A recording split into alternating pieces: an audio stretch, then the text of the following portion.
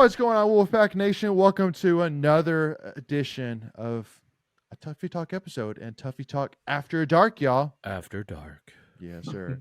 And we are rolling once again. This is a continuation of the live show from January 9th. So make sure if you haven't checked out that live show, first and foremost, go check that out first and then come right back here where we're basically continuing off talking about the topics we were not able to talk about, such as a little bit more about football recruiting, talk a little bit about football for next year in general, talk a little bit of women's basketball, gymnastics, softball, baseball, you name it. But let's get to it first, as the biggest one, which I really want to talk about here, is women's basketball, y'all, as NC State suffered a heartbreaking loss to Virginia Tech, number 13 Virginia Tech, on the road in Blacksburg.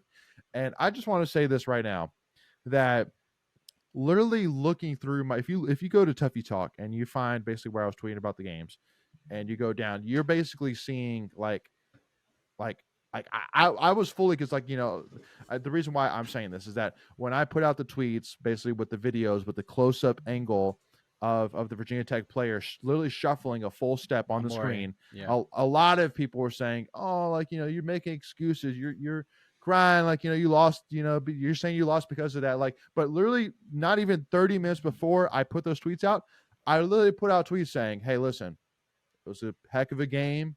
We played well. There's a lot to build off here. Virginia Tech got this one. We'll see them again in February. All good. I literally I had almost no issues with that loss whatsoever.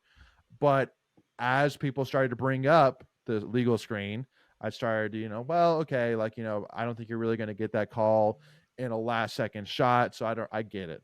But then I watched the replay and I say, wow, that is, if that's not egregious. Illegal screen, I don't know what an illegal screen is. It was bad. She was out there pass blocking. If she was full out pass blocking, seriously, I Brent Pry and would have been absolutely impressed, to say the least. Let's put it that way. If you think men's officiating is horrible in ACC basketball, women's is 10 times as worse. It's bad. They are so inconsistent. Before that, you had a 3-pointer that literally hit the top of the basket and went in, and they counted it. I thought that was an out of bounds thing, but maybe I was wrong. Yeah. You had. Here's another thing. We've gotten called for it numerous times this year. Well, women, for some reason, they like to kind of hop into their shot. We've gotten called on that for travel numerous times this year. Virginia Tech did it at least twice and made 3-pointers on each of those. So, look, at the end of the day, we went cold in the fourth quarter. We couldn't buy a bucket. We got out of our game. That's what ultimately lost us the game. Yes. Were there bad calls? Yeah, of course. There's always going to be bad calls. But we literally went probably, 4 minutes without a basket, it felt like. It was close to 7. Was it close to 7? Okay, I was going to say 5, but I didn't realize it was 7. Mm-hmm. So you had that. We got cute with timeouts, calling timeout after timeout. If you hold that last timeout in your back pocket, you can advance the ball with 0.9. Yeah. Mm-hmm. There's some things there that go ahead. Under 3 seconds, though. Are you really expecting to get the ball back? Right. I don't know. I'm just. It was 1.9 exactly is what it was, and no. I mean, you get the ball back, but it's can you do anything with it? Is the question. And yeah, I get it. Hindsight's 2020. Obviously, we can money morning quarterback this thing. Wes, I'm never gonna really question Wes. He's the man. There's some little things there, but again, not getting a bucket for 7 minutes is gonna doom you. Yeah, that's the only thing that. Yeah. That's all you have to say. Right, we choked the game away. We choked the game away. Yeah, we got tight. We had that game. We were up by 11? Yeah, we were up by 11 with less than 8 minutes left. Choked Virginia Tech went on a 12-0 run. Yeah, that reminded me of a reverse of Louisville a couple years ago when we were, when we pulled off that. Yeah. Mm-hmm. Yeah. So you're gonna get some. You're gonna lose some. I think honestly, this is gonna be. I don't think wake-up call is the right word because this team is still playing very well. And by the way, we didn't even talk about you weren't playing with River Baldwin. You were playing with your... Yeah. That's a person with 10 points that's averaging over 10 points a game. Yeah. Madison Hayes had a really great game. I thought Lacey Steele did some nice things. Yeah. Zoe Brooks made a couple freshman mistakes. But again, what's that? Not a great night for her. No. Great day, but, yeah. Yeah, but again, it's one loss in a very tough ACC that you're probably going to get 9 on the road. It's sold out, by the way. Like they Castle Arena, I think it's Castle Arena or Castle Coliseum. Yes, it is Castle Coliseum. Yeah, sold out environment, 10,000 people roughly, and you lost by a bucket. So there's nothing to hang your hats on. Yep, or absolutely. Hang your heads down. Excuse me. Well, and because again, I mean, if we're talking, NCAA resume, I mean, you couldn't have a better loss on your resume than that one. If you're going to lose, that's the one to lose. Amen. And it's early. Yeah, you get a rematch with them too. Yeah. Well, and I fully see it as a wake up call because, just like you said, Greg, because we gave it away. Like Virginia Tech didn't beat us. We lost. We gave it away. Yeah. We shouldn't have lost that game. Simple as that. We dominated the whole game up until those last 8 minutes of the game. So we got out. We got out of sync. We got out of playing our game. I thought like Sanaya had a really good game, but I thought there were some moments where Sanaya should have just put the team on her back and willed us to victory. I mean, she basically did on that last play, so that's really not a fair assessment to say of her. But that was, I don't know. You think you win the game when you get that play, right? Like, you with 1.9 seconds left, you think you're gonna win the game, and I don't think there was a lull. It was just, Mimi Collins. Here's the other thing. Maybe you don't put someone on the inbounds passer. Maybe you pull an extra defender down to cover down. I don't know, but I don't think we did have somebody on. I don't think we did have anybody. I thought we did. No, because that was the controversy. Was people were saying, well, why didn't you go? Because it was such a beautiful pass. People were saying, well, maybe it wouldn't have been such a beautiful pass if you had somebody guarding the inbound. Yeah. So but I don't know. I also hate the rule where you can. You did make that known. Yeah. I hate it. Yeah. I know everybody gets the same advantage, but it just makes no sense. Every other play, you have to go the length of the court to score. Right. Yeah, it's interesting that men's don't do it, but men's NBA does allows it. Yeah, so that's one of those either all or none. Yeah. Well, because NBA it makes sense because then they're all about the money, and obviously if I can push it up, that's going to lead to much more dramatics opportunities. Exactly, Greg. Yeah. So it makes sense. But not for women. But anyway, at the end of the day, I mean, it was a great game. It was a great game. Yeah. It was a great pass. I got to give it to that inbounder. It was the perfect pass. So I give it to inbounder all day long. But again, missed opportunity, but no issues there. Moving on to the next one. The one thing I will say, I thought we got a raw deal and dropped into 6th. Yeah, I agree. When Colorado jumped ahead of us, and we beat Colorado, we crushed them by 18. Yeah, that's and they jumped us. Again, at the end of the day, the AP doesn't seed. It's the committee, but it's where's Virginia Tech at? I didn't up to 10. I think they went from 13 to 10. Yeah, that doesn't even. They dropped us down 3. They went up 3. Yeah, but I get what you're saying. If you beat a team head to head, you should not be behind them. Right. Correct. And I get especially because we lost by 1 on the road. Yeah, neutral, but yeah. Well, no, sorry. We lost losing Virginia Tech. I got you on the road by 1 point, and we dropped 3 spots. Yeah. So again, yeah. But anyway, it's all good. Doesn't matter. On to the next. We'll be fine. And also too, this was also a tweet of the week as well. But Ethan McDowell, we just kind of pulled it from Ethan McDowell, but it's just a comment from Wes Moore saying that River Baldwin's ankle injury will keep her out 2 to 3 weeks, quote unquote, probably. But there's no set in stone timeline. And luckily enough, the one thing I'll say, luckily enough, Wes Moore doesn't have the reputation of being like Doran and saying, yeah, it might be 2 to 3 weeks, but we're not sure. And then all of a sudden, 2 or 3 weeks comes and he says, yeah, no, season ending. So go ahead, Greg. Yeah. So the nice thing is during that 2 to 3, we have our bye week. So, she won't miss 2 games that week. So hopefully it's only maybe 4 to 5 games that she'll miss. Yeah. So, which I mean, looking at that stretch, 4 to 5 more, excuse me. She already missed the 1, but yeah, I got you. And assuming that timeline is correct, that means she should be back for UNC and the rematch against Virginia Tech. Yep. Well, and exactly. I mean, looking at our next opponents, we're hosting Virginia, go to Miami, hosting Duke, at Clemson, and then at Boston College, which none of them are ranked. No world beaters. Right. No, exactly. No UNC, no Louisville, no Virginia Tech, no Notre Dame, things like that. So winnable games. And especially now that we've seen what we saw from Mimi Collins and Maddie Cox versus Elizabeth Kidley, who I think is by far going to be the best center that State will play against all year. I mean, you feel confident that you can at least hold the ropes without a problem for those 6 games for the rest of this month. So not really too worried there. But moving on, as well, wanted to kind of talk a little bit about the big week that we've had, for football with again the announcement of Noah Rogers finally coming to NC State, which I know for has been the worst kept secret in the history of NC State recruiting. I mean, I know like typically like you need Inside Pack Sports, you need Pack Pride, you need the Wolf Packer, you need one of those guys to get that insider, knowledge, or you need to know somebody that knows somebody. But I mean, like, I mean, it was borderline that when you opened up your computer, that the password to your computer was Noah Rogers. I mean, like, right. Don't tell anybody that. Don't tell anybody. No, it was everybody was like implying that he was maybe coming to State, and it's like, okay, look, dude, like I honestly was getting irritated with it. I was like, stop doing that until he comes, because if he doesn't show up to NC State, then it's gonna be really irritating. But I mean, he's a guy. I mean, for the recruiting junkies, he's like one of the cream of the crop prospects out of North Carolina. He's what you call a blue chip prospect, just like Dalen Smothers was.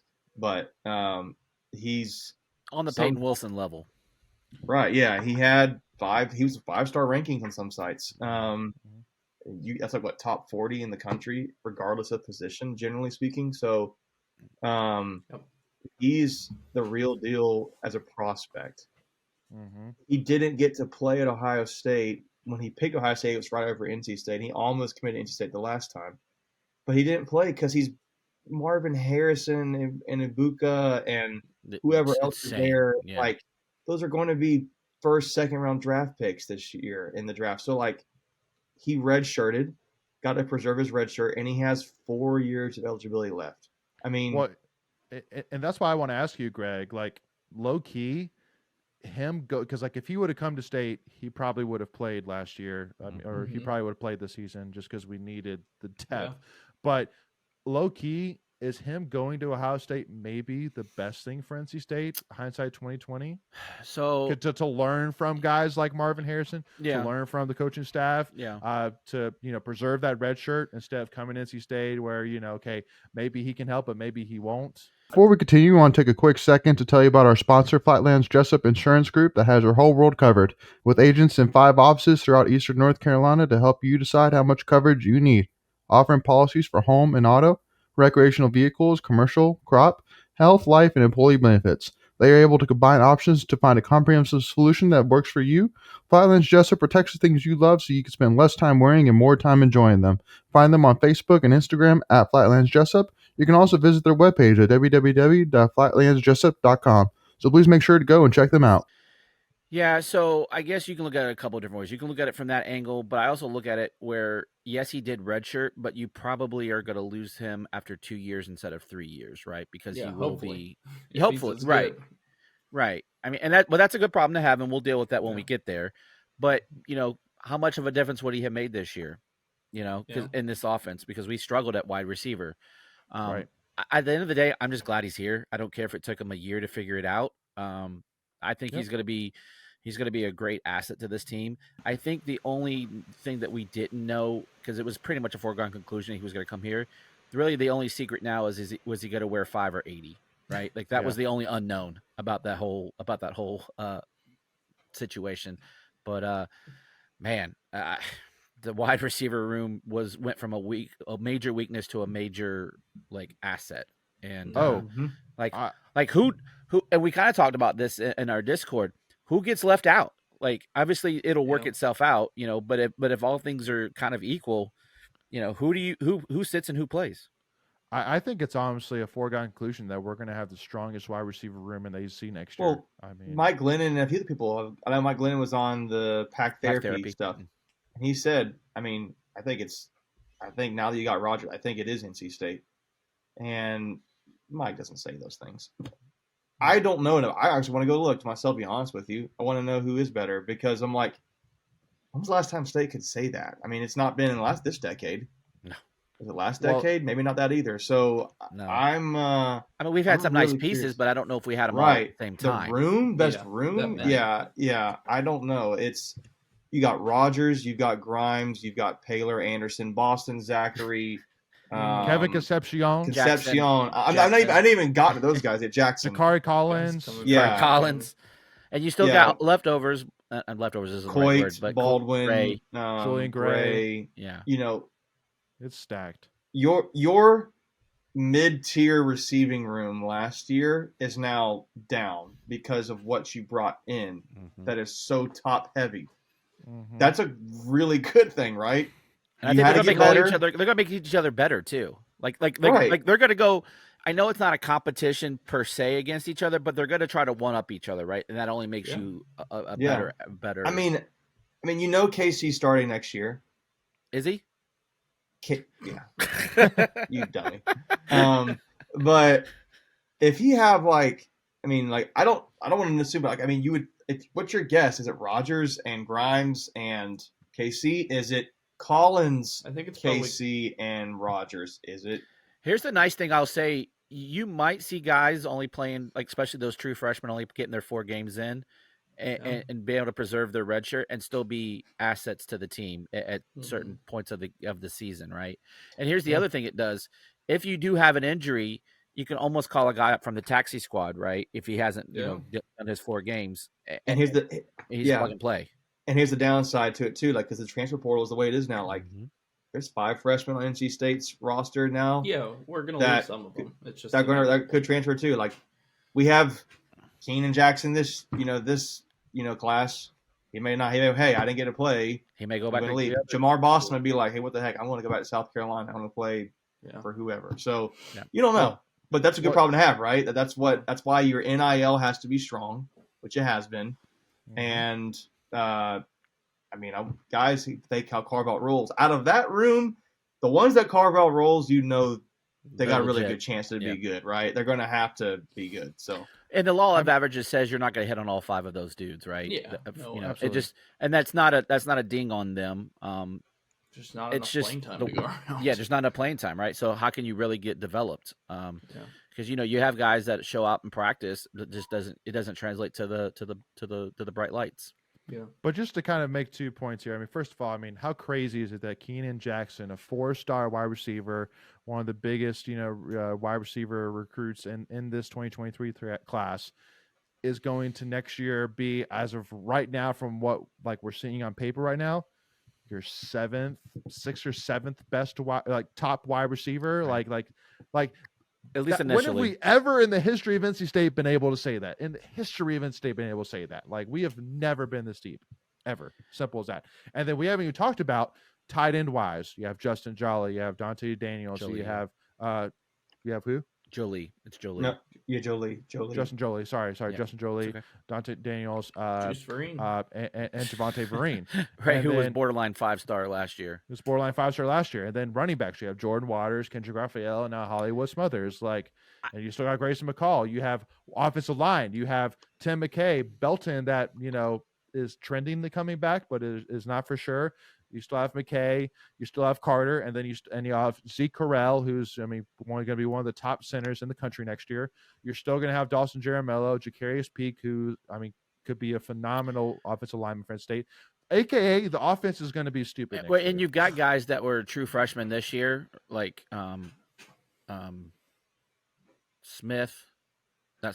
Jones, and who was the kid we got from Georgia that we interviewed?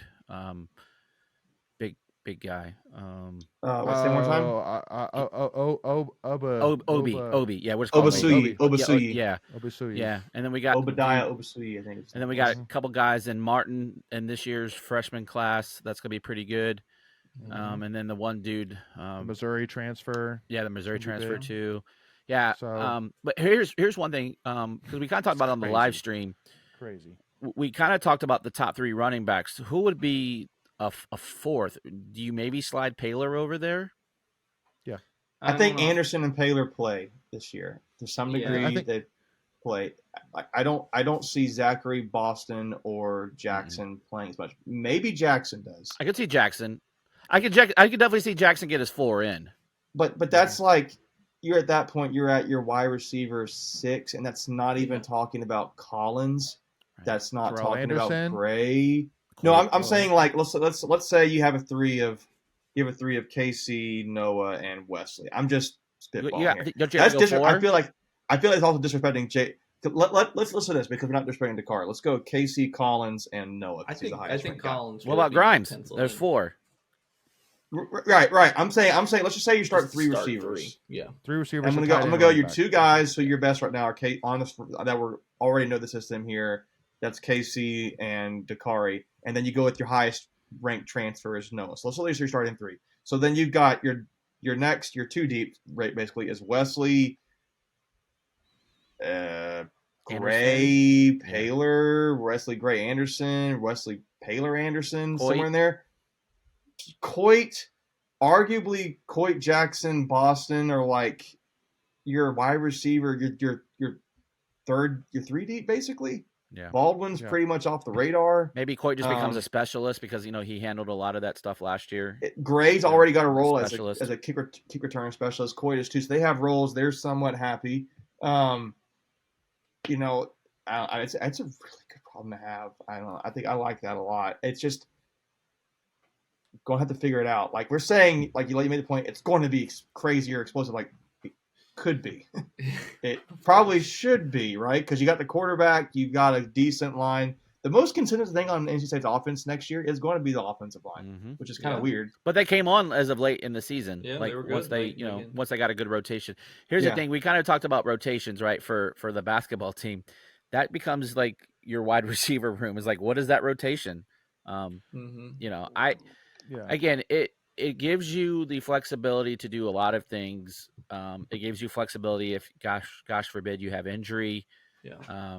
And the one really good positive out of all of this, by adding running backs and more to your wide receiver room, KC should be fresh down the stretch. And you could tell, like, the last couple of games and in the bowl game, like, KC was just wore the heck out. Like, he was just like, thank gosh the season is over. Yeah, right. 100%. 100% agree. So with that being said, Wolfpack Nation, we're going to take a quick pause right there, and we'll end part 1 of the Tuffy Talk After Dark episode. We'll pick back up in part 2, talking baseball, talking a little bit about other NC State sports as well. So make sure to tune in for that, and to make sure you do not miss out on that, hit that free subscribe button, hit that notification bell. If you enjoyed this conversation, if you're excited about NC State football, hit that like button, and then make sure to follow us at Tuffy Talk Now on Twitter, Instagram, and TikTok, y'all. But with that being said, we'll see y'all for part 2, and go Pack, y'all.